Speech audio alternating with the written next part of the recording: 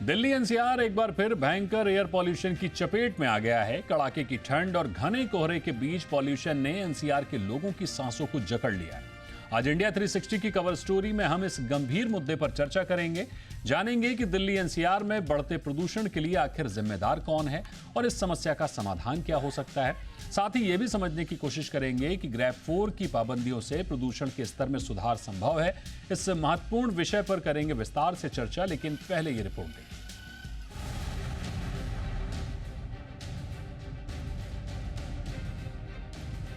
दिल्ली में हर तरफ धुआं ही धुआं नजर आ रहा है। राजधानी दिल्ली हर साल इसी परेशानी को झेलती है, लेकिन इस बार के पॉल्यूशन ने लोगों को डरा दिया है।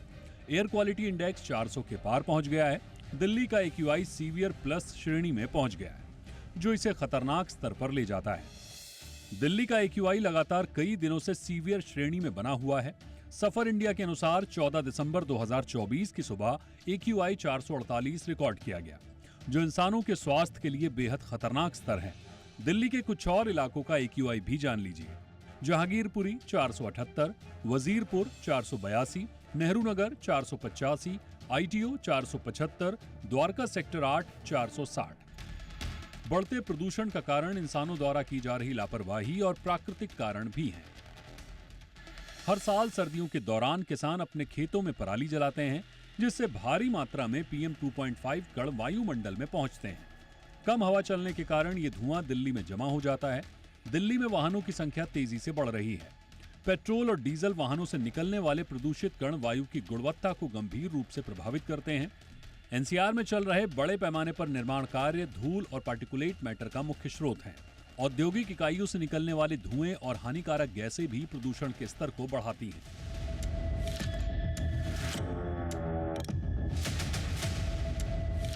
वायु प्रदूषण केवल पर्यावरण का मुद्दा नहीं है, बल्कि ये लोगों के स्वास्थ्य को सीधे तौर पर प्रभावित करता है। प्रदूषित हवा में मौजूद PM 2.5 और PM 10 कण फेफड़ों में गहराई तक प्रवेश कर जाते हैं, जिससे अस्थमा, ब्रोंकाइटिस और फेफड़ों के संक्रमण का खतरा बढ़ जाता है। दिल्ली के कई विशेषज्ञों ने पाया कि प्रदूषित हवा के कारण हार्ट अटैक और स्ट्रोक जैसी बीमारियों का जोखिम बढ़ गया है। बच्चों की इम्यूनिटी कमजोर होती है, वहीं बुजुर्गों के लिए खराब प्रदूषण बेहद खतरनाक है। कुछ अध्ययनों ने यह भी साबित किया है कि प्रदूषित हवा का सीधा प्रभाव मानसिक स्वास्थ्य और IQ स्तर पर पड़ता है।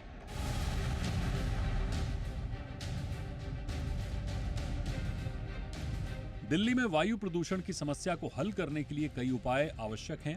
हालांकि सरकार द्वारा ग्रेडेड रिस्पॉन्स एक्शन प्लान यानी ग्रैप लागू किया गया है, लेकिन यह लंबे समय तक के लिए समाधान नहीं है। प्रदूषण कम करने के लिए सरकार के साथ लोगों को भी कई प्रयास करने होंगे। प्रदूषण कम हो, इसके लिए अधिक से अधिक लोगों को मेट्रो, इलेक्ट्रिक बसों का इस्तेमाल करना चाहिए। निजी वाहनों के बजाय पब्लिक ट्रांसपोर्ट का इस्तेमाल करें। निर्माण स्थलों पर एंटी स्मोक गन और कवरिंग शीट्स का उपयोग अनिवार्य किया जाना चाहिए। किसानों को पराली प्रबंधन के लिए आधुनिक तकनीक और कुछ उपाय किए जाने की जरूरत है। बायो डिकम्पोजर और मशीनरी का उपयोग बढ़ाया जा सकता है। दिल्ली में पेड़ों की कटाई रोकने और नए पौधे लगाने के लिए हरित अभियान शुरू किया जा सकता है। दिल्ली का वायु प्रदूषण केवल एक मौसमी समस्या नहीं है, बल्कि एक स्थायी संकट का संकेत है। ये समय की मांग है कि सभी लोग मिलकर न केवल प्रदूषण को नियंत्रित करें, बल्कि इसे रोकने के लिए लंबी रणनीतियों पर काम भी करें। सरकारी नीतियों के साथ साथ नागरिकों की भागीदारी भी बेहद जरूरी है, ताकि बढ़ते प्रदूषण को कम किया जा सके। ब्यूरो रिपोर्ट, जी मीडिया। और इस अहम मुद्दे पर चर्चा करने के लिए हमारे साथ एक शानदार पैनल है। हमारे साथ है doctor Rajesh Chawla, senior pulmonologist और इंद्रप्रस्थ अपोलो हॉस्पिटल से, समीर भाटी हैं, पब्लिक हेल्थ एक्सपर्ट हैं, और विमलेंदु झा हैं, पर्यावरणविद। तो राजेश सर, समीर जी और विमलेंदु जी, बहुत स्वागत है आपका जी बिजनेस पर। विमलेंदु जी, सबसे पहले आपके पास आएंगे और आपसे समझना चाहेंगे सर कि ये जो संकट है, ये जो भारी संकट है, हर साल इसी सीजन में पॉल्यूशन पर हम गाल बजाते हैं, भारी भरकम चिंता जाहिर करते हैं, क्योंकि सांसें भारी होती हैं, शरीर पर असर उसका दिखता है। लेकिन सर्दी जाते ही हम सब भूल जाते हैं, पॉल्यूशन पर कोई बात नहीं होती। क्या पॉल्यूशन का कोई हल है, या फिर अब ये शाश्वत हो चुका है, ये जिंदगी का हिस्सा हो चुका है?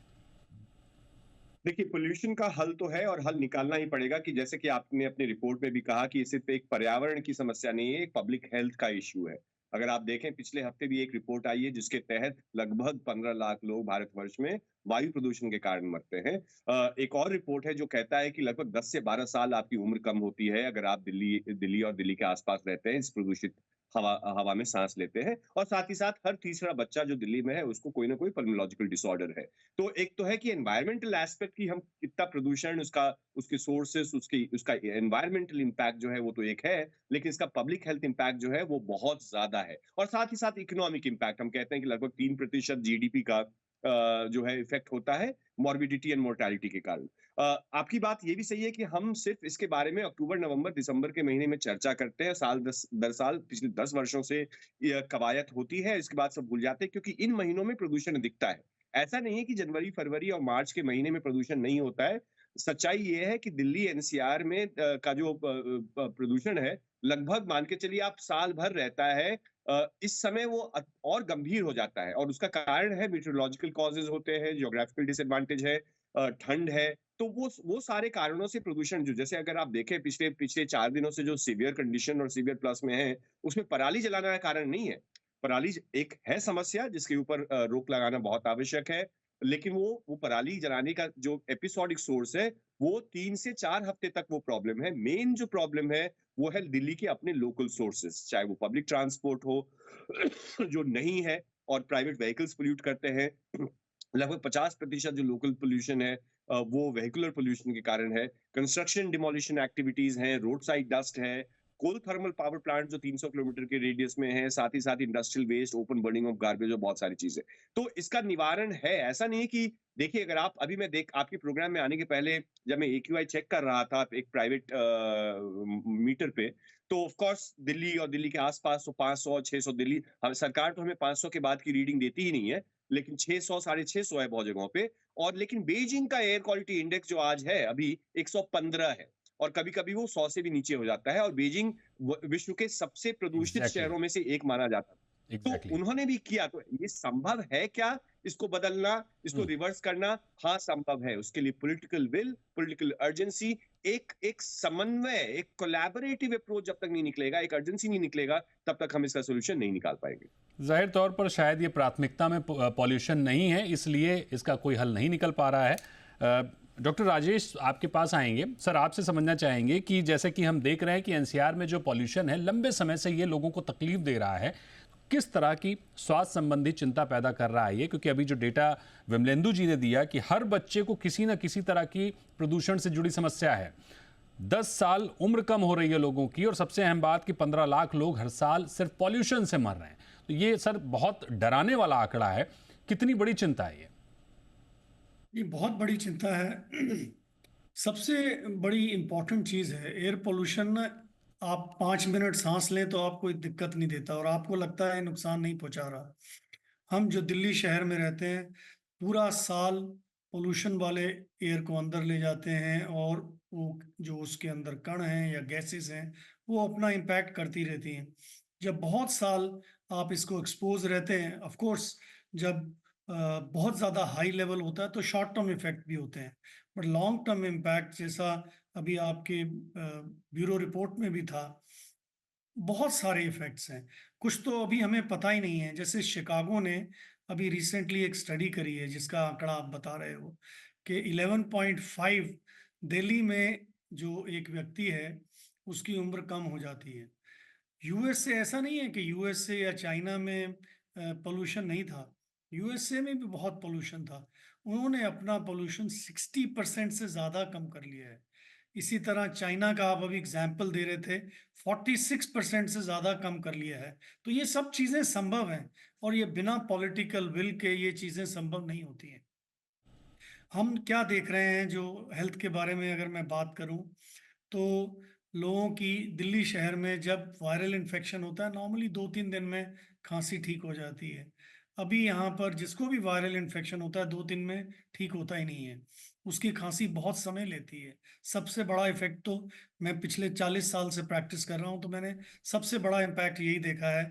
और इनको वो दवाइयाँ देनी पड़ती हैं जो मोस्टली हम एस्थमेटिक्स को देते हैं। हालांकि उनके लंग फंक्शंस इतने खराब नहीं आते, बट उनको ये दवाइयाँ देनी पड़ती हैं। ये? बच्चे हैं, उनके नाक से पानी आता रहता है और वो खांसते रहते हैं। बिल्कुल। और काफी कई बारी तो बच्चे स्कूलों से भी वापस आ जाते हैं, खास करके इस दौरान। बिल्कुल।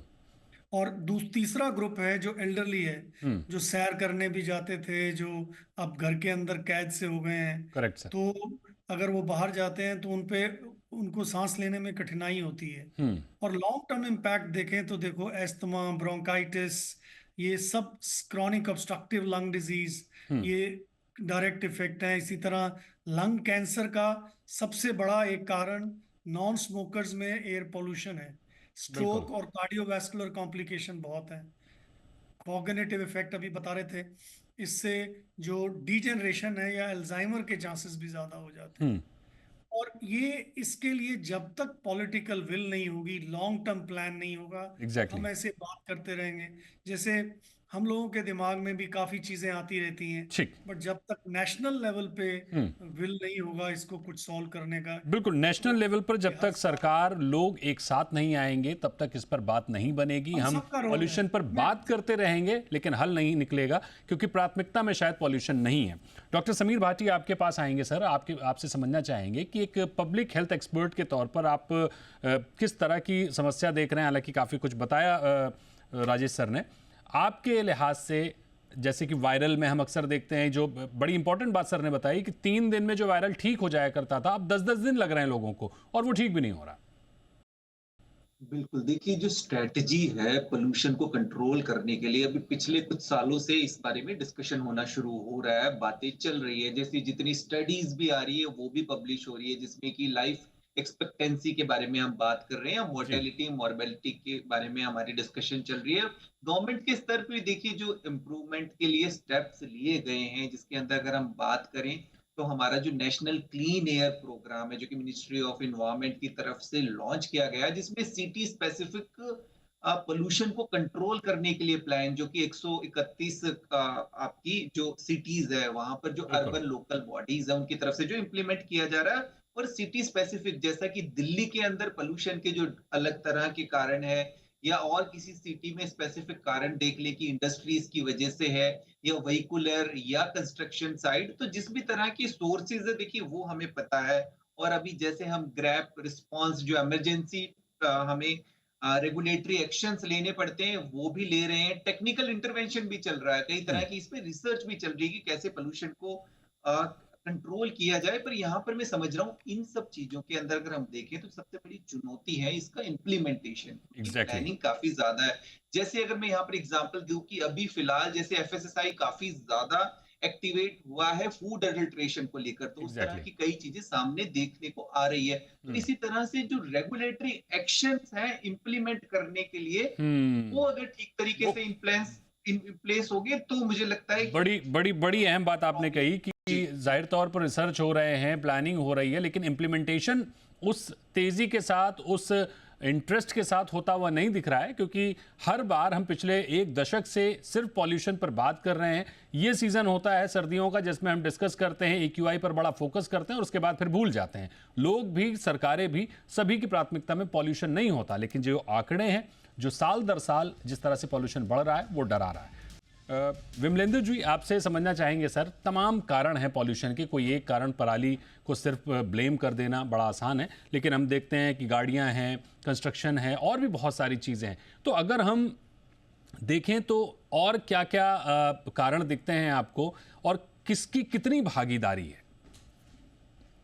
देखिए, जो मैंने कहा कि एपिसोडिक सोर्सेस होते हैं, जो कि घटनाएं हैं, जैसे पराली जलाना हुआ या दिवाली के पटाखे हों बाकी। हम्म। लेकिन जो बाकी सोर्सेस है वो पेरेनियल सोर्सेस, जो साल भर के सोर्सेस हैं। हम्म। और उसमें सबसे बड़ा जो एक कंट्रीब्यूशन है दिल्ली में, खासकर दिल्ली के जो अपने लोकल सोर्सेस है, हम्म। उसमें लगभग 50% कंट्रीब्यूशन जो है वो प्राइवेट व्हीकल्स का है। इसके ओके। बाद लगभग 20 से 25% जो कंट्रीब्यूशन है वो डस्ट का है, PM10 का कंसंट्रेशन जो हम बात करते हैं उसमें, चाहे कंस्ट्रक्शन एक्टिविटीज हो, डिमोलिशन एक्टिविटीज हो, या फिर रोड साइड डस्ट हो। उसी तरह 10 से 15% लगभग जो कंट्रीब्यूशन है वो ओपन बर्निंग ऑफ गार्बेज का है। और साथ ही साथ जो बहुत सारे जो ब्रिक किल, ये ईंट बनाने की भट्टियां जो है 100 किलोमीटर 150 किलोमीटर रेडियस में, और कोल थर्मल पावर प्लांट्स है। तो ये सारे सोर्सेस है, और इसके बारे में जानकारी, स्टडी बहुत सारे IIT कानपुर हो, IIT खड़गपुर हो, बाकी बहुत सारे गैर सरकारी और गैर सरकारी संस्थानों ने इसके ऊपर रिसर्च किया है। तो सोर्स ऑफ पोल्यूशन हमें ज्ञात है, और आज से नहीं, बहुत पहले से। उसमें ऑफ कोर्स कुछ लोग meteorological condition, wind condition, humidity, temperature, इसके कारण से और कुछ घटनाओं के कारण से सोर्स थोड़ा कम और ज्यादा हो सकता है, कि कभी डस्ट का इम्पैक्ट ज्यादा हुआ, या व्हीकुलर पोल्यूशन का, या फिर पराली जलाने के कारण उस पीरियड में जो है AQI बहुत, PM2.5 का कॉन्सेंट्रेशन बढ़ जाता है। लेकिन साल भर जो पेरिनियल सोर्सेस है, 365 दिन के जो सोर्सेस हैं, वो मैंने आपको कहा, चाहे वो व्हीकल्स हो, डस्ट हो, या फिर open burning of garbage and coal thermal power plant जो है, वहां से होता है हमारा मेन पोल्यूशन। बिल्कुल। डॉक्टर राजेश, आपसे समझना चाहेंगे सर कि फिलहाल पॉल्यूशन तो कम होने का नाम नहीं ले रहा है, साल दर साल हम इसे बढ़ता हुआ ही देख रहे हैं। तो जो लोग दिल्ली NCR में रह रहे हैं, वो उनके साथ मजबूरी है, ऐसा तो नहीं है वो दिल्ली और NCR छोड़ के चले जाएंगे, मजबूरी है, रहना पड़ेगा। तो वहां रहते हुए क्या उपाय करें ताकि उनके ऊपर इसका असर कम पड़े? ये बहुत मुश्किल सवाल है, बिकॉज कहीं भी चले जाओ उसमें AQI ऑलमोस्ट 15-20 इधर उधर होगा, उसमें ज़्यादा फर्क नहीं होगा। तो आप एज ए इंडिविजुअल कुछ कंट्रीब्यूट कर सकते हैं। जब ज़रूरी नहीं है तो घर से बाहर ना निकलें। घर से बाहर डेफिनेटली जो पोल्यूशन लेवल है वो इस दौरान ज़्यादा होता है आपके घर के अंदर से। सो अगर ज़रूरी नहीं है तो घर से बाहर ना निकलें। अगर हो सके तो कुछ लोग एक ही तरफ जा रहे हैं तो व्हीकल शेयर करके जाएं। और जिन दिनों बहुत ज़्यादा एयर पोल्यूशन है तो आप मास्क डाल सकते हैं। अब इन सब का कितना असर होगा ये भी एक सवाल है, बट अगर आपको मास्क डालना है तो N95 मास्क डालिए। और अगर आपके पास कुछ भी नहीं है और आप किसी जगह ऐसी जगह हैं तो आप गीला रुमाल भी बांध सकते हैं, उससे एटलीस्ट लार्जर पार्टिकल्स और गैसेस वगैरह एब्जॉर्ब हो जाएंगी। बाहर इन दिनों सैर के लिए मत जाइए सुबह, बिकॉज क्योंकि एयर मूवमेंट होती नहीं, सारे पोल्यूटेंट्स लोअर लेवल पे होते हैं। ये भी एक बहुत बड़ा कारण है कि इन्हीं महीनों में जब एयर मूवमेंट नहीं होती, ठंड होती है, बिल्कुल। तो वही चीज़ें होती हैं साल भर 50% व्हीकल, बट पोल्यूशन ज़्यादा हो जाता है और बाकी चीज़ें एड अप हो जाती हैं। चौथा, अगर आप घर पे आते हैं तो अपने आप को अच्छी तरह से मुंह हाथ धोइए, तब आप किसी बच्चे को उठाना है या कुछ भी करना है, और हो सके तो कपड़े बदल लीजिए, बिकॉज उन पे मिट्टी और ये सब कुछ लगा है। एटलीस्ट रात को आप स्वस्थ रहेंगे। बाहर जाते हैं एक सिंपल ग्लासेस भी लगा सकते हैं अगर आपको नंबर नहीं है, बिकॉज उससे आँखों को आप बचा सकते हैं। ये मेजर चीज़ें हैं जिनसे आप कर सकते हैं। स्वस्थ अपनी दिनचर्या रखिए, बिकॉज इम्यूनिटी अच्छी होगी ठीक। तो एयर पोल्यूशन का भी असर कम होगा। बिल्कुल। जहाँ ये तक ये एयर तमाम पोल्यूशन उपाय हैं सर जो बता रहे हैं राजेश जी, अगर आप फॉलो करते हैं तो जाहिर तौर पर पॉल्यूशन में रहते हुए भी आप कुछ हद तक बच सकते हैं। डॉक्टर समीर, आपके पास आएंगे और आपसे समझना चाहेंगे कि जो सरकारें हैं, बात चाहे केंद्र की हो या राज्य सरकार की हो, NCR में जिस तरह का पॉल्यूशन है उसको देखते हुए क्या कुछ स्वास्थ्य के, हेल्थ के प्रोग्राम कर रही हैं जिससे लोगों की सेहत पर जो असर पड़ रहा है वो कम हो? तो देखिए, सरकार के स्तर पे जैसा मैंने आपको बताया है कि इस तरह के प्रोग्राम चल रहे हैं, अवेयरनेस हो रही है, इस तरह का डेटा पब्लिक डोमेन के अंदर पब्लिश हो रहा है, बताया जा रहा है लोगों को निश्चित तौर पे। पर यहाँ पर फिर भी मैं ज्यादा इस चीज पे एम्फेसिस करूंगा कि जितना ज्यादा हो सके व्यक्तिगत तौर पे हमें काम करने की जरूरत है। जैसे कुछ कुछ चीजें और है बहुत ही बेसिक सी, कि जैसे हम आउटडोर पोल्यूशन की बात कर रहे हैं, ऐसे इंडोर पोल्यूशन के बारे में थोड़ा और ज्यादा हम लोगों को अवगत होने की जरूरत है। कई बार हम लोगों को लगता है कि हम बाहर जा रहे हैं तभी हमें पोल्यूशन से अफेक्ट होगा हमारी हेल्थ को। पर इंडोर पोल्यूशन की भी बात करें, चाहे हम अपने ऑफिस सेटिंग में है, चाहे अपने घरों के अंदर है, वहां पर भी उसी तरह का पोल्यूशन। क्योंकि पोल्यूशन में देखिए मेन तौर पे दो चीजें, आपका धुआं और धूल। और ये दोनों चीजें हम कई बार घर के अंदर भी या ऑफिस के अंदर भी जाने अनजाने में करते हैं। स्पेसिफिकली बस कुछ चीजों का आप ध्यान रखिए घर के अंदर, एटलीस्ट क्लीनिंग का ध्यान, जिसके अंदर कि आप वेट से ही करें, गीले कपड़े से सफाई वगैरह का बिल्कुल। ध्यान रखें। धुआं वगैरह, धूल वगैरह नहीं होना चाहिए। ठीक। बेडिंग वगैरह आपकी ठीक तरीके से क्लीन हो, बेडशीट वगैरह, पिलो बिल्कुल। कवर वगैरह, कर्टन आपके ये सब ठीक तरीके से क्लीन होने चाहिए। इंडोर प्लांट का इस्तेमाल करें, सेंटेड फ्यूम वगैरह का इस्तेमाल ना करें। मॉस्किटो रिपेलेंट का जैसे हम इस्तेमाल करते हैं वो सब आपको अवॉइड करना है। कई बार धुआं, जी, तो इन चीजों का अगर आप ध्यान रखें, और खास तौर पे सिगरेट स्मोकिंग बिल्कुल आप अवॉइड करें। बच्चे आजकल वैपिंग वगैरह का इस्तेमाल करते हैं, ये ना करें। प्लास्टिक वगैरह का इस्तेमाल ना करें, क्योंकि प्लास्टिक जो जलता है वो सबसे ज्यादा जो हजार्डियस पोल्यूशन का कारण वही बनता है। बिल्कुल, बड़ी इंपॉर्टेंट बात कही सर आपने कि सिगरेट से खास तौर से बचें, लेकिन कई स्टडी में हमने देखा है कि आप सिगरेट ना भी पिए तो एनसीआर में रहते हुए आप रोज दर्जनों सिगरेट पी रहे हैं बिना सिगरेट का सेवन किए हुए। विमलेंदु जी, एक अंतिम सवाल आपसे लेंगे, और अभी आपने जिक्र किया बीजिंग का, बड़ा ही शानदार जिक्र किया आपने, और बहुत ही अच्छा वो मॉडल है एक तरह से। करीब 1.5 दशक पहले हम देखते थे कि बीजिंग सबसे पॉल्यूटेड शहर के रूप में बदनाम हुआ था। उन्होंने क्या स्टेप्स लिए और हमें क्या स्टेप्स लेने की ज़रूरत है उनसे सीखते हुए, जिससे पॉल्यूशन का दानव है ये काबू में आ सके? देखिए, तो बीजिंग का जवाब देने के पहले मैं छोटा सा कमेंट दूंगा जो हमारे दो साथियों ने कहा है जी। कि देखिए, वर्क फ्रॉम होम का लग्जरी सबके पास नहीं हो सकता है।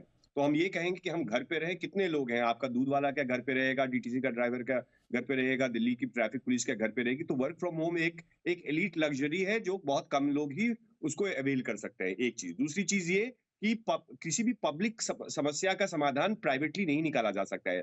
Private solution for a public problem, ये नाइंसाफी होगी। अब बीजिंग के बारे में आते हैं। बीजिंग ने क्या किया? बीजिंग ने देखा कि हाँ, इकोनॉमिक ग्रोथ बहुत इंपॉर्टेंट है, जैसे भारत के लिए भी है, चीन के लिए भी है, लेकिन not more important than right to life है। तो उन्होंने बहुत एक सिलसिलेवार तरीके से पूरे के पूरे रीजन का एक मोबिलिटी प्लान बनाया, और जो मोबिलिटी प्लान में पोल्यूटिंग व्हीकल्स को, पब्लिक ट्रांसपोर्ट को स्ट्रेंथन किया। कि अगर आप देखें दिल्ली में अफोर्डेबिलिटी, एक्सेसिबिलिटी और सेफ्टी है ही नहीं। पब्लिक ट्रांसपोर्ट के नाम पे लगभग 6-7 हजार बसेस की कमी है और लास्ट माइल कनेक्टिविटी भी नहीं है। तो बीजिंग ने सबसे पहले अपने पब्लिक ट्रांसपोर्ट को बहुत ज्यादा ही सुदृढ़ किया। साथ ही साथ जितने भी पोल्यूटिंग इंडस्ट्रीज हैं उसको शहर के बाउंड्री से लगभग 100-200 किलोमीटर दूर कर दिया, और उसके लिए ऑफ कोर्स इकोनॉमिक खामियाजा भरना पड़ा। लेकिन शॉर्ट टर्म में हमें लगता है कि हमें ये लॉस है, इकोनॉमिक लॉस है, लेकिन लॉन्ग टर्म में आप अपने जीडीपी का पैसा, जैसे जो मैं आपको कह रहा था कि लगभग 3% जीडीपी का जो नुकसान हमारा हर साल होता है वायु प्रदूषण के कारण, उन्होंने वो किया। साथ ही साथ थर्मल पावर प्लांट्स हैं। सो ओवरऑल जो है, जो हम कह रहे थे कि इंडस्ट्रीज हो, अपना पावर प्लांट्स है, और साथ ही साथ मोबिलिटी, इसके थ्रू बीजिंग ने, और साथ ही साथ